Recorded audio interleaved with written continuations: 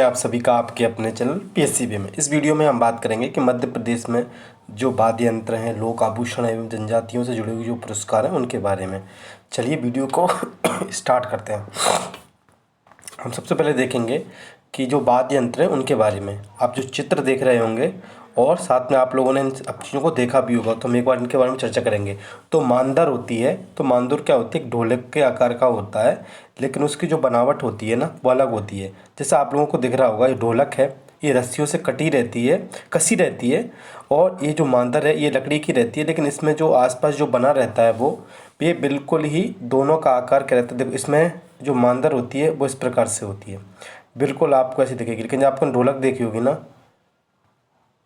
तो ढोलक का आकार ऐसा होता है, बीच में से थोड़ी उठी हुई रहती है, आप देख पा रहे होंगे। लेकिन हमारी जो मृदंग रहती है, मृदंग का क्या होता है, एक तरफ से ऐसी रहती है, एक तरफ से ऐसी रहती है, एक तरफ से बड़ा साइज़ होगा, एक तरफ से छोटा साइज़ होगा। और जबकि जो ढोलक का बीच में से उठी हुई है, और जो मांदर है वो दोनों तरफ क्या सेम आकार में देखने को मिलती है।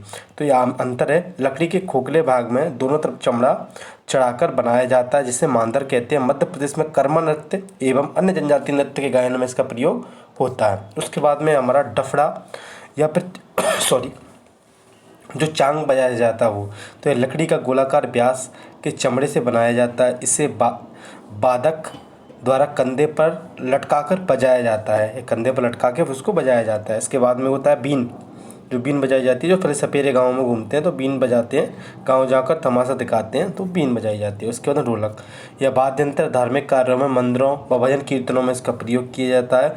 जो बघेलखंड में जो राई का प्रयोग किया जाता है उसमें ढोलक का प्रयोग किया जाता है, जबकि जो बुंदेलखंड में राई का प्रयोग किया जाता है तो उसमें मृदंग का प्रयोग किया जाता है। मृदंग आप देख पा रहे होंगे जो मैंने आपको बताया। ढोलक के आकार का होता है, लेकिन एक तरफ का जो उसका मुंह होता है बहुत ही ज़्यादा छोटा होता है। मृदंग गायन व नृत्य में इस्तेमाल किया जाता है। या दो मुखी ड्रम होता है, या मुख्यतः जो बुंदेलखंड में जो राई होती है उसमें इसका प्रयोग किया जाता है, मृदंग का प्रयोग किया जाता है। उसके बाद आता है बांसुरी। बांसुरी जो बांस होता है, खोखला बांस, उससे बना हुआ एक वाद्य यंत्र होता है जिसमें कुछ ऊपर की ओर छिद्र होते हैं और इसे मुंह से फूंक मारकर बजाया जाता है। मध्य प्रदेश में लगभग सभी गीतों में इसका प्रयोग वाद्य यंत्र के रूप में होता है। उसके बाद एक तारा, इसमें एक तार लगा होता है, बस एक ही तार लगा होता है यहाँ पे, इसलिए इसको एक तारा बोला जाता है। जो भरतरी गायन होता है उसमें इसका प्रयोग किया जाता है। सॉरी। अब उसके बाद में एक होती है टिमकी या टिमटिमी बोलते हैं इसको, टिमटिमी बोलते हैं। ये भी क्या रहता है, एक ऐसे ही जो एक तारा होता है ना उस जैसी जुड़ी रहती है, लेकिन ये थोड़ी ऐसी रहती है।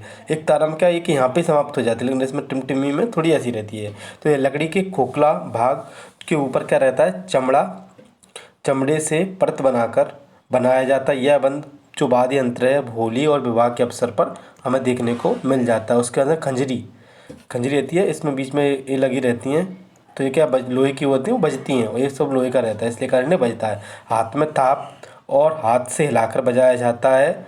खंजरी टिन के गोलाकार पतले और एक ओर से जो चमड़े के पतली झिल्ली से मढ़कर इसको बनाया जाता है। वाद्य यंत्र है हमारा नगाड़ा। आपने देखा होगा कि कई मूवियों में, जैसे कलर अर्जुन देखी होगी उसमें, तो उसमें नगाड़ा बजाता है कौन, शाहरुख खान।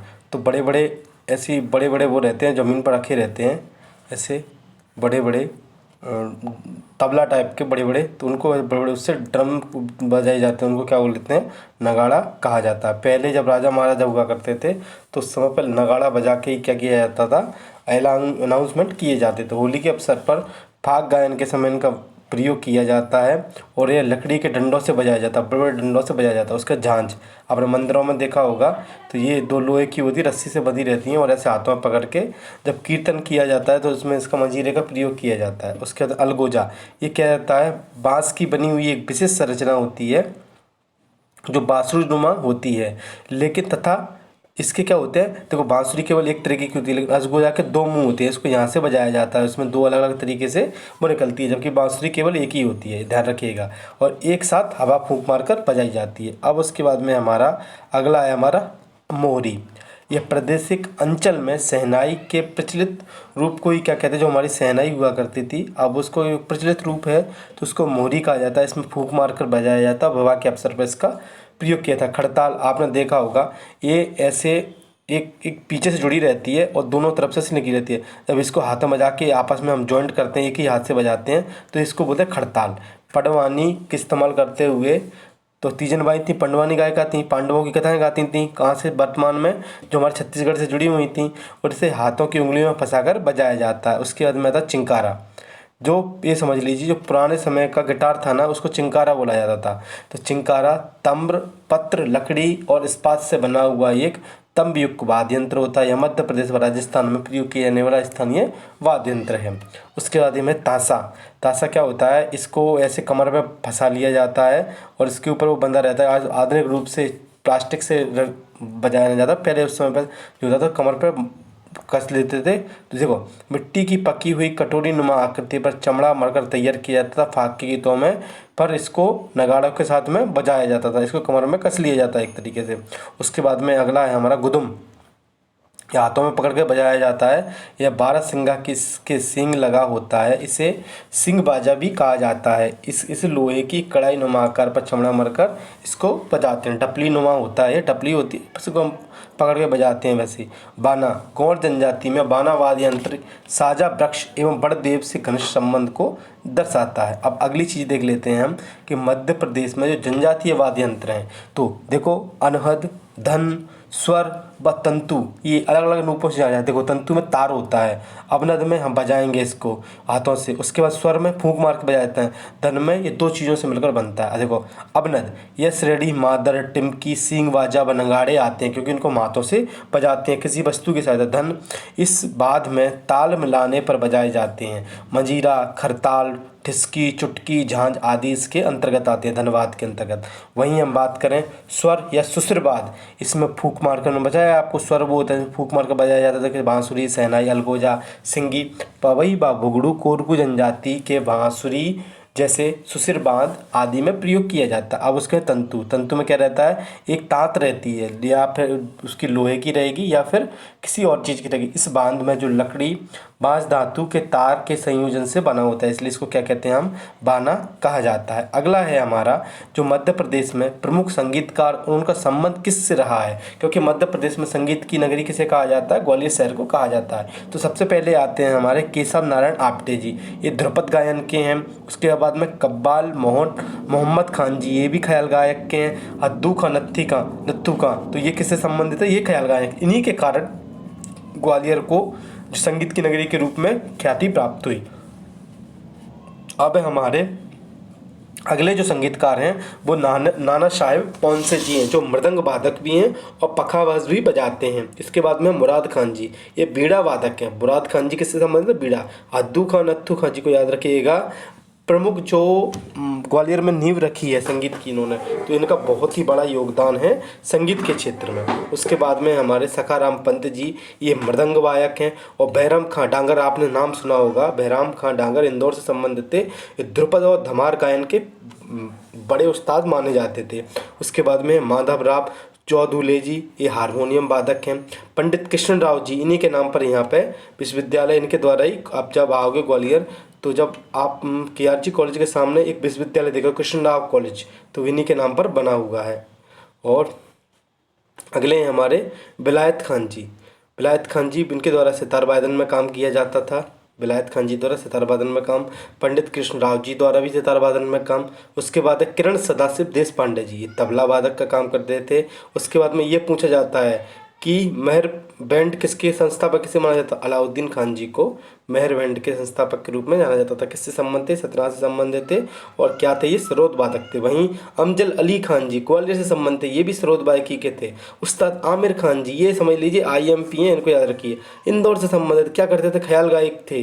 उसके राजा भैया पूंछ वाले ग्वालियर से, क्या थे? ठुमरी या ध्रुपद गायन में ये, ध्रुपद किससे संबंधित है? तानसेन से जुड़ा हुआ है। उसके बाद गोविंद राव, ये बुरहानपुर से मृदंग वादक थे।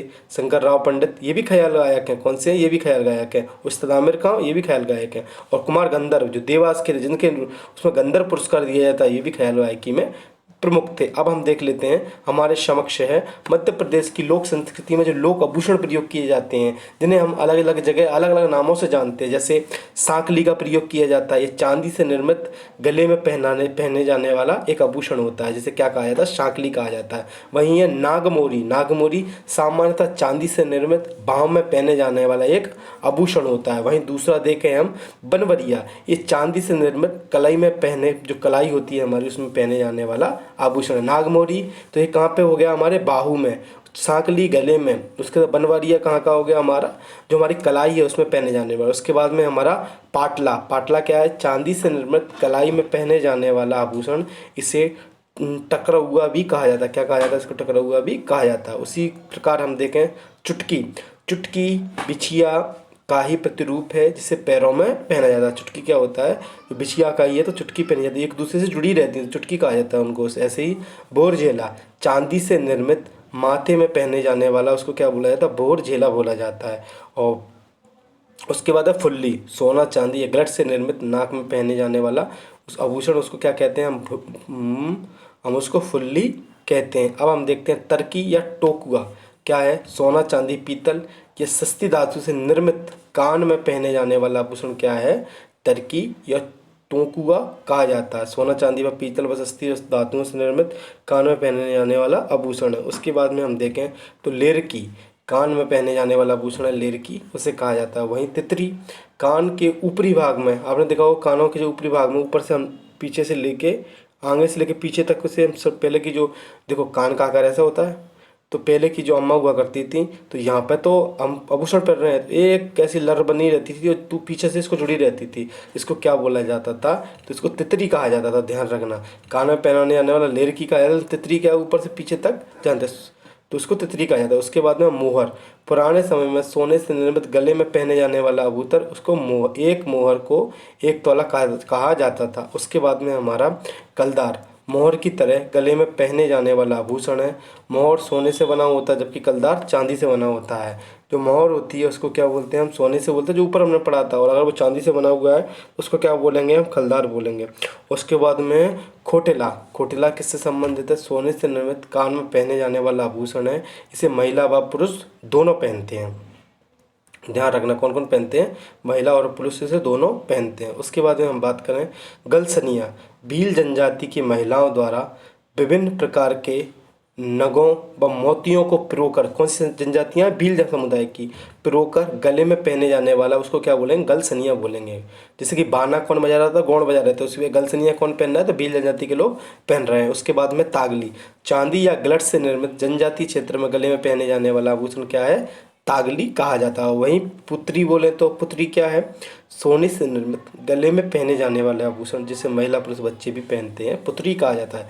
हंसली क्या है, विभिन्न कलाकृति और जैसे पत्ते, फूल, नाम आदि से अंकित कर गले में पहने जाने वाला आभूषण, उसको क्या बोलते हैं, हंसली कहा जाता है। वहीं हम अगली बात करें पहुँची, नागमोरी आभूषण की तरह वजन में हल्का चांदी से निर्मित आभूषण छत्तीसगढ़ का रायगढ़ एवं चांपा में इसका निर्माण के प्रमुख स्थान है। कहाँ, पहुंची का। अब हम विशेष देख लेते हैं। विशेष क्या है हमारे लिए कि भारिया जनजाति की महिलाएं अपने गले में सफ़ेद मोती के गुच्छे या पीतल या लोहे की कड़ियों को पहनती हैं। तो जो हम बोले भारिया जनजाति के लोग। वहीं गौड़ जनजाति में सफ़ेद बांस के कंगों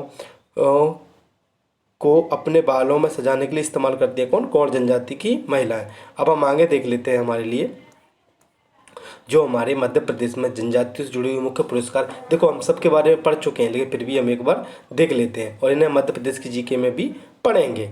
अब आगे देखते हैं। सबसे पहले हमारे तुलसी सम्मान।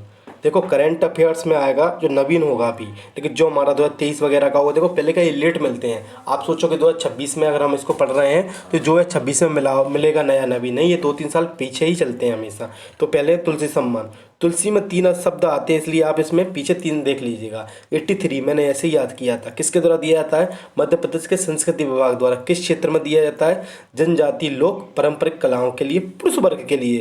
वहीं देवी अहिल्याबाई महिला वर्ग के लिए दिया जाएगा, सेम इसी फील्ड में। उसके बाद में प्रथम तो याद मत कीजिए कि इतना आप याद नहीं कर पाओगे। 2023 का किसको दिया गया था, श्री दिनेश कुमार कुम्हार जी को दिया गया, दिनेश चंद्र कुमार जी। अगले हैं हमारे देवी अहिल्याबाई पुरस्कार। सेम वही होगी, जनजातीय पारंपरिक कला होगी, मध्य प्रदेश के संस्कृति विभाग द्वारा। उसको मैंने कैसे याद किया था, देवी अहिल्या में 6 अक्षर है इसलिए 96 में इसका अर्थ हो जाएगा और उसके बाद ही प्रारंभ किया गया। तुलसी में 3 है तो पीछे 3, ऐसे ही मैंने याद किया था और कभी से गलत नहीं हुआ अगर पेपरों में आया तो। कितनी राशि सॉरी दोनों में 5 लाख की राशि दी जा रही है। तो वो प्रथम जो कौन थी, पडवानी गायिका तीजन बाई जी। अगर याद कर सको तो उनको कर लीजिएगा। और 2023 के लिए किसको दिया गया? श्रीमती गीता त्यागी जी को दिया गया। ये किसको दिया गया था? श्री दिनेश चंद्र कुमार जी को दिया गया था। उसके बाद में अगला पुरस्कार है हमारा जो राज्य शिखर सम्मान दिया जाता है। वर्ष 2016 में इसकी स्थापना की गई। आदिवासी एवं लोक कला के लिए दिया जाता है। 2 लाख रुपए इसमें राशि दी जाती है। और 2023 के हमारे श्री कैलाश सिसोदिया जी हैं जो धारक हैं, उनको ये प्रदान किया गया। उसी के बाद है हमारा अगला वर्ष 2008 में प्रारंभ जनजातीय कार्य विभाग द्वारा जो वान्या प्रकाशन करती है उसके द्वारा जननायक टांट्या भील राष्ट्रीय स्तरीय सम्मान। ये कब दिया गया? ये हमारा 2008 में प्रारंभ किया गया। इसमें कितनी राशि दी जाती है? 3 लाख की राशि दी जाती है। क्षेत्र क्या है? शिक्षा खेल गतिविधियों में उत्कृष्टता प्रदर्शन के लिए जनजातीय युवा युवतियों को यह प्रदान किया जाता है। प्रथम जो कौन से? तो ये राजा राम मौर्य जी थे। ये हमें याद नहीं करना है बस। अब उसी से जुड़ा हुआ जो हमारा किसको रानी दुर्गावती सम्मान भी है 2008 में जनजाति कार्य विभाग द्वारा। पहला हमारा संस्कृति मंत्रालय द्वारा दिया जा रहा है यहाँ पे, लेकिन ये किसके द्वारा दिया जा रहा है? जो रानी दुर्गावती सम्मान है, क्योंकि ये किससे संबंधित है? हमारी जनजातियों से जुड़ी हुई है। समाज सेवा प्रशासन उद्यमिता के लिए दिया जाता है। कितनी राशि? 3 लाख की रुपए की राशि दी जाती है। और यह जो दुर्गाबाई व्यायाम वगैरह उनको प्रदान किया गया था। अब हमारे वीर शंकर शाह रघुनाथ शाह क्या है? जनजाति कार्य विभाग वन्य प्रकाशन 2008 में। ये प्रमुख जो हैं सभी 2008 वाले हैं। समाज सेवा के लिए 3 लाख रुपए प्रदान किए जा रहे हैं। अब इसके बाद ठक्कर बाबा सम्मान, ये एमपीपीएससी में क्वेश्चन पूछा गया था। तो टाट्या सम्मान था या ठक्कर बाबा? तो उसका जो आंसर निकला था वो निकला था जननायक टाट्या भील सम्मान। और ठक्कर बाबा भी इसमें ऑप्शन दिया था, तो कई लोगों ने वो भी लगा दिया था। इसमें क्या है? जनजातीय कार्य विभाग 2008 में वान्या प्रकाशन गरीब पीड़ित पिछड़ी जनजातियों के समुदाय में सेवा के लिए किसी संस्था या व्यक्ति को प्रदान किया जाता है। कितने रुपये दिए जाते हैं?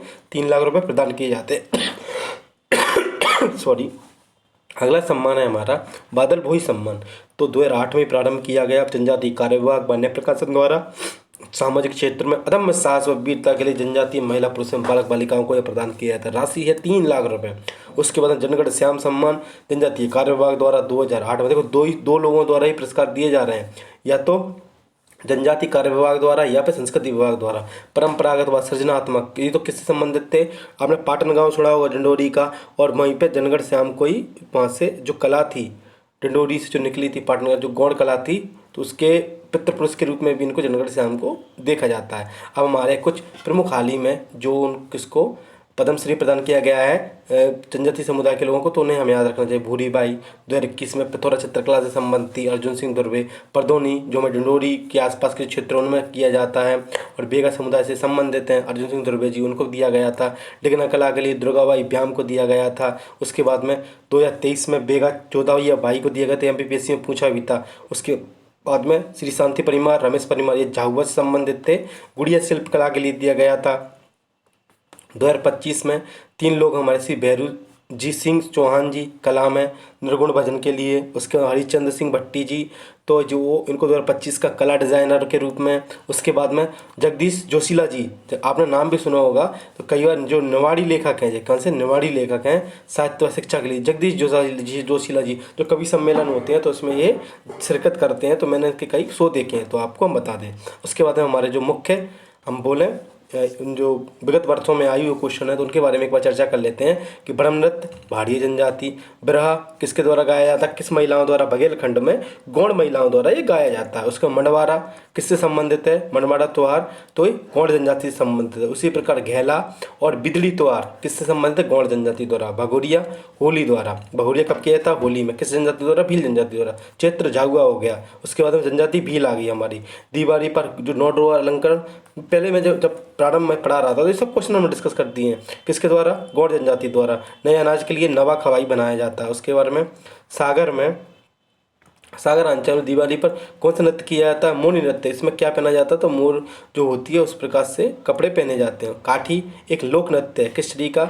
निमाड़ क्षेत्र का। नागमेरी कहाँ पहने जाने वाला है? तो बाहू में पहने जाने वाला हमारा है। अब हम देख लेते हैं कुछ हमारे जो इम्पोर्टेंट पॉइंट हैं जो पेपरों में पूछे जाते हैं। ये कोटि नृत्य या नाट्य करने वाले को क्या कहा जाता है? तो कोटि नृत्य या नाट्य करने वाले को क्या कहा जाता है? भगत कहा जाता है। वहीं गणगौर दो नृत्य होते हैं, एक को झालिया बोला जाता है और दूसरे को झेला बोला जाता है। एक को बोला झालिया और दूसरे को ढेला।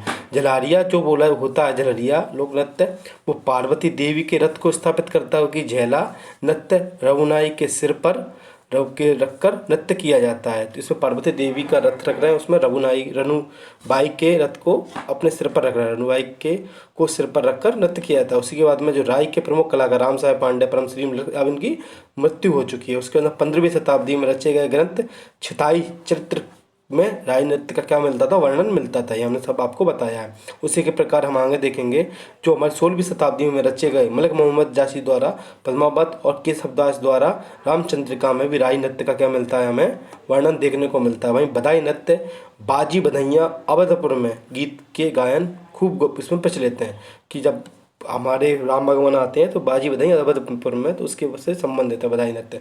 मोनिया नृत्य को बरेदी या दीवारी नृत्य भी कहा जाता है। क्षेत्र कौन सा हो गया हमारा, सागर अंचल वाला। मौन नृत्य की कविता कहने वाले को दीवारी कहा जाता है, या दीवारी गायन भी कहते हैं। मौनी नृत्य के समय पर जो गाया जाने वाला नृत्य उसको गायन है उसको।